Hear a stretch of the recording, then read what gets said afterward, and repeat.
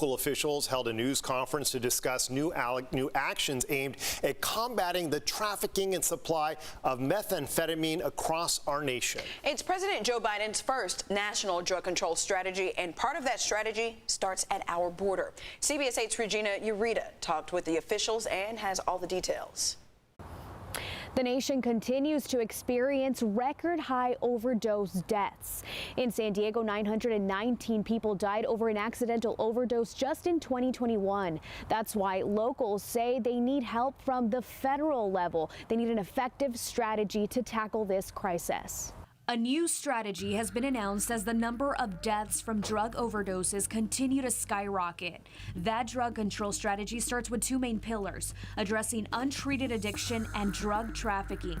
According to the most recent data, an estimated 106,854 people died because of a drug overdose across the nation in 2021. When we have so many people being killed from methamphetamine, including that which is cut with fentanyl, we have to make sure that we provide the help to people.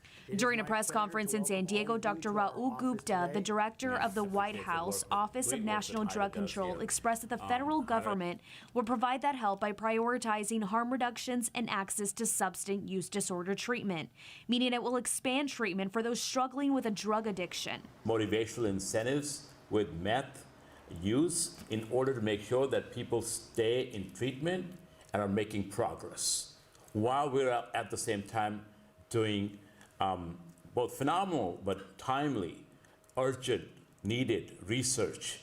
The National Drug Control Strategy also includes housing for those homeless and suffering with a drug addiction.